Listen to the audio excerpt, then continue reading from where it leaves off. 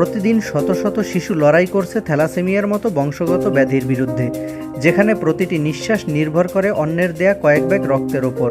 সাধারণ মানুষের এক ফোঁটা ভালোবাসাই এখানে নতুন জীবনের আশা। বাংলাদেশ থ্যালাসেমিয়া সমিতিতে রক্তদাতারা প্রতিনিয়ত পৌঁছে দিচ্ছেন এই ভালোবাসার উপহার। এ উপলক্ষে আয়োজিত অনুষ্ঠানে একটি সংগঠনের পক্ষ থেকে রক্তদাতাদের জন্য ফ্রিতে বিভিন্ন গুরুত্বপূর্ণ ব্লাড টেস্টের ব্যবস্থা করা হয়। একজন নিয়মিত রক্তদাতা হিসেবে এই মহৎ উদ্যোগের অংশ হতে পেরে আমি গর্বিত। প্রকৌশলী এম এ মতিনের সভাপতিত্বে অনুষ্ঠিত এই রক্তদাতা সম্মাননা অনুষ্ঠানে প্রধান অতিথি হিসেবে উপস্থিত ছিলেন জিয়াউর রহমান ফাউন্ডেশনের ভাইস চেয়ারম্যান ডাক্তার জুবাইদা রহমান।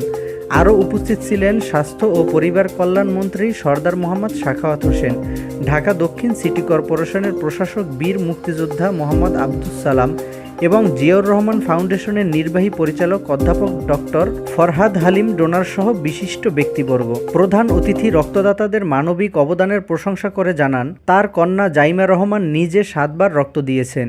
অনুষ্ঠানে 41 বার রক্তদানকারী অসাধারণ রক্তদাতা সহ অন্যান্যদের হাতে তুলে দেওয়া হয় সম্মাননা ও বিশেষ উপহার। নিয়মিত রক্তদান করুন এবং বিয়ের আগে রক্ত পরীক্ষার মাধ্যমে থ্যালাসেমিয়া প্রতিরোধে এগিয়ে আসুন। আপনার এক ব্যাগ রক্তই হতে পারে কোনো থ্যালাসেমিয়া যোদ্ধার নতুন এক সূর্যোদয়।